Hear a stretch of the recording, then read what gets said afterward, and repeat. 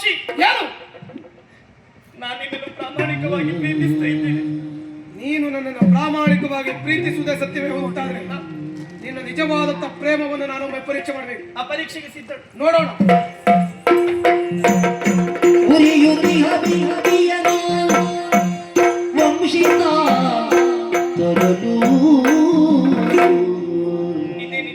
ಈಗ ತಾನೇ ದೇವರ ಕೋಣೆಯಲ್ಲಿ ಹೊತ್ತಿಸಿಟ್ಟಂತ ದೀಪವಿದು. ಇಲ್ಲಿಗೆ ನಿನ್ನ ಪರೀಕ್ಷೆಗೆ ಅರ್ಥವಾಗಲಿಲ್ಲ ನನಗೆ. ದೇವರ ಕೋಣೆಯಲ್ಲಿ ಹೊತ್ತಿಸಿಟ್ಟಂತ ದೀಪದ ಮುಂದೆ ಕೈ ಮುಗಿದು ಬೇಡಿಕೊಳ್ಳುತ್ತಾ ಕಾಲಕ್ಕೆ ಭಕ್ತರ ಮನಸ್ಸಿನಲ್ಲಿ ಯಾವುದೇ ಒಂದು ಕೆಟ್ಟ ಭಾವ ಇರುವುದಿಲ್ಲ.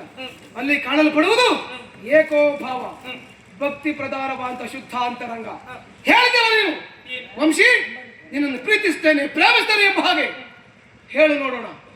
ನಿನ್ನ ಮೈ ಮನಸ್ಸೆಲ್ಲವೂ ಸಹ ವಂಶಿಯ ಕುರಿತಾಗಿ ಪ್ರಾಮಾಣಿಕವಾಗಿ ನೀನು ಪ್ರೇಮಿಸುವುದು ಸತ್ಯವೇ ಹೌದು ಅಂತಾದ್ರೆ ದೇವರ ಕೋಣೆಯಿಂದ ತನ್ನಂತ ದೀಪವನ್ನು ಮುಟ್ಟಿ ಆಳ ಮಾಡಿ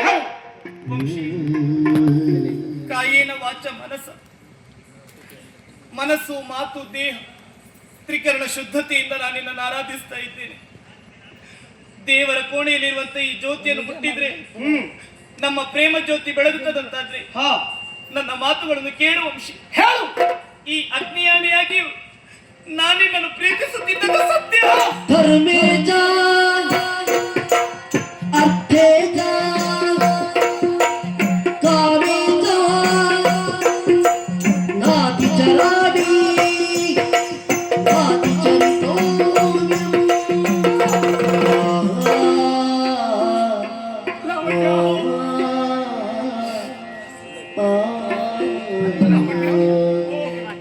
ಯಾವುದೋ ಒಂದು ಹೆಣ್ಣಿನಿಂದ ನನಗೆ ಮೋಸ ಆಗಿದೆ ಎನ್ನುವ ಕಾರಣಕ್ಕೆ ನಿನ್ನನ್ನು ನಾನು ಅನುಮಾನದ ಕಣ್ಣಿನಿಂದ ಕಂಡಿರಲ್ಲೇ ನಾನು ಮಾಡಿದ ಪರೀಕ್ಷೆಯಿಂದ ನಿನ್ನ ಕೈ ಉರಿದು ಬೆಂದು ಹೋಗಿದೆ.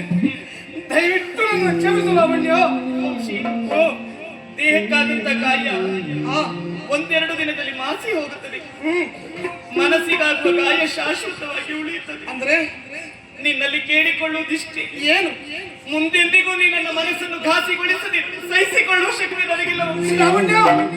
ಯಾವುದೇ ಕಾರಣಕ್ಕೂ ನಿನ್ನ ಮನಸ್ಸಿಗೆ ನಾನು ನೋವನ್ನು ಕೊಡುವುದಿಲ್ಲ. ಹೆಚ್ಚಾಗಿ ನನ್ನ ಈ ಹೃದಯದಿಂದ ನೀನು ನಾನು ದೂರ ಮಾಡುವುದಿಲ್ಲ ಲಾವಣ್ಯ.